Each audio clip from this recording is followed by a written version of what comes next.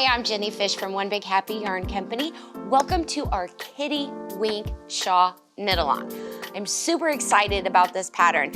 First thing I want to clue you guys in on is this is knitted and not crocheted. I'm a knitter. I have dabbled in crochet. I get the concept, but I'm comfortable with knitting. I keep going back to knitting. But I've been seeing all these crochet shawls out there that have these nice drapey holes and they're so stylish and I'm loving them.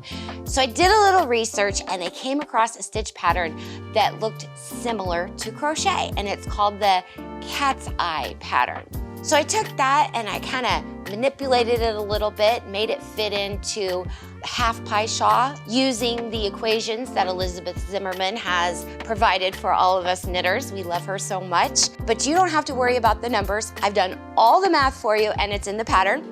You can get the pattern and the yarn in a kit on our website at onebighappy.com. In this episode, we're gonna go over casting on with the Garter Tab, and then we're gonna move on to the Kitty Wink increase. It's a smaller version of the cat's eye, and I'll walk you through all of that. So let's get started. First of all, we're going to be using one of my favorite yarns, Madeline Tosh. It is the Merino Light, the Tosh Merino Light. The color of this shawl is called Antique Moonstone. And I love how it works against the orange shirt, kind of gives you a little Halloween feel, but then also you can wear it on a night out with just about any color underneath because it pops because it's got these holes in it. And then my favorite color, green, we've got Lost in Trees. And I've got another example for that over here. And this is the first one I made. This is the one that I actually used to design the pattern with, and I just fell in love with it. So that's another tip. If you ever want to try to design something on your own, pick a yarn that's in a color that you absolutely love because it just gives you happiness as you're designing and knitting along. And that's what I did with that one. And then after we had the design, we picked a color that would coordinate with everything. And I just love the way this turned out. Okay, so Madeline Tosh is 100% superwash merino wool. And then we're also using a circular needle. We'll be knitting flat, but we're using a circular needle because we'll be building up some stitches and we want that cord to hold all those stitches for us. We're using a US size 8 knitting needle. And I have about a 32-inch cord. You could go to a 40, maybe even get away with a 24, but stick to about a 32. Okay, so casting on. We're gonna do a normal cast on long tail, but you only cast on 4 stitches because we're going to be making a garter tab. So before you get started, you want to be sure to wind your yarn because these come all twisted up. You cannot knit from this. We do have a stitch support video. We'll put a link up above, and that's how you take it from this into that nice little cake or ball of yarn that you can work from. Okay, so we're going to be casting on, and we are casting on 4 stitches because we're going to be building this garter tab that gives us a nice edge, and it's right here is where the garter tab starts, and see how it connects to kind of the border of this shawl. And this is where we start, and then we work like this. That'll give you just kind of a visual of how this process works. You go back and forth like this. So this is what we're going to make. And I started with casting on 4 stitches because keep in mind through this pattern, in most patterns you have like a magic number. The magic number for this pattern is 4, so keep that in mind. Okay, so we'll be using the long tail casting on 4 stitches. If you need some extra help with making that cast on, we do have a stitch support video, and we'll put a link up above so you can click on that for a little extra help. Okay, so I've made my slip knot. I'm just going to go ahead and cast on 1, 2, and the slip knot counts as 1, 2, 3, and 4, just that easy. Okay, now I flipped my needles like this, and now what I'm going to do is just knit across. My garter tab is going to be 8 rows of garter stitch, which gives us 4 ridges. And I'm going to do that real quick here for you. Remember, when you are knitting in garter stitch, that means you are knitting on both sides of your work.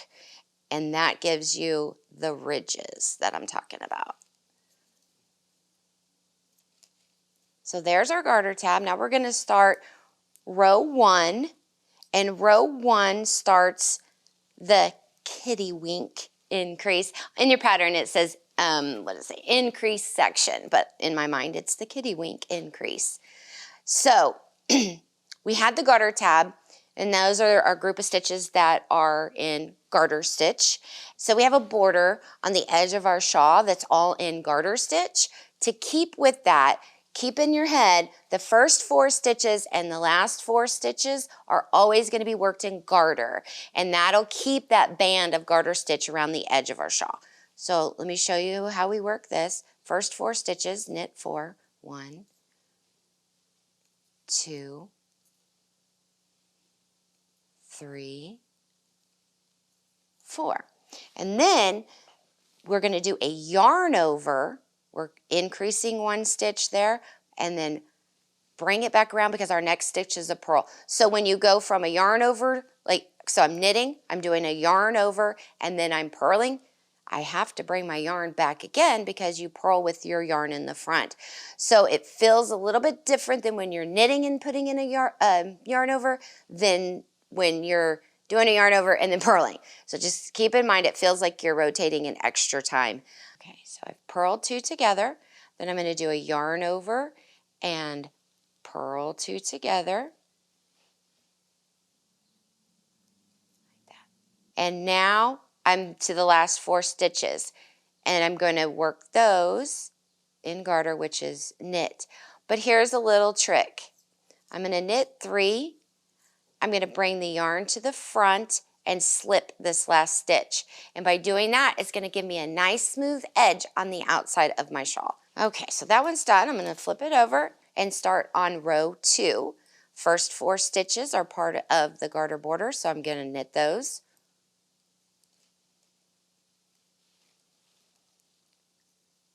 One, 2, 3, 4. Now I'm going to go back to the increasing section, and what we're going to do is knit 1, and then we're going to do a big old huge increase into this yarn over that's right here. And this is what gives us the kitty wink. So knit front, knit back, and that's going to go through this back leg right here. And then we're going to knit into the front again. So I've taken 1 stitch and I've created 3 additional stitches from that 1 stitch. Keep in mind when you're knitting into the yarn over, because it was a yarn over on the last row, there's no base stitch holding it there, so it looks a little different on your needles, and I'll show you what that looks like. I'm going to knit 1, and there's where that yarn over was. There's really no base stitch there compared to see right there, and you knit front, back, and front again. And in your pattern, that's a kfbf is what you'll see in the pattern. That symbol or that abbreviation is for knit front, back, front. Now I'm to my last 4 stitches. I'm going to knit 3,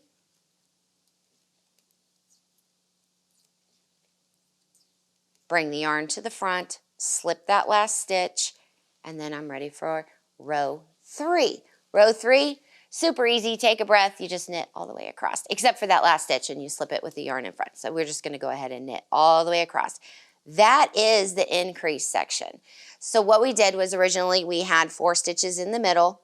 Now there's going to be 8 stitches in the middle. Let's knit across here and I'll show you a little bit more.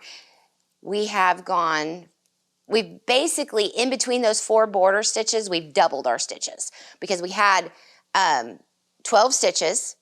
We had 4 on this side, 4 on this side, that's 8. And then we had 4 more stitches in the middle. And we went from 4 to 8 now in the middle. So we have our 4 border, and it might be helpful too, just to keep you on track, is after your first 4 stitches, put a stitch marker in, and then right before your last 4 stitches, put another stitch marker in.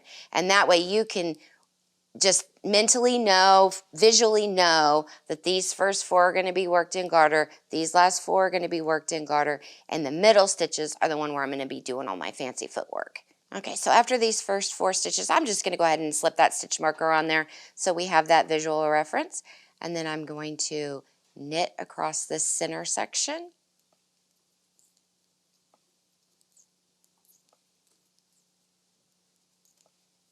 5, 6, 7, 8. See, originally there were 4 there. Now I have 8. So I'm going to go ahead and put my stitch marker on here and then knit 1, 2, 3.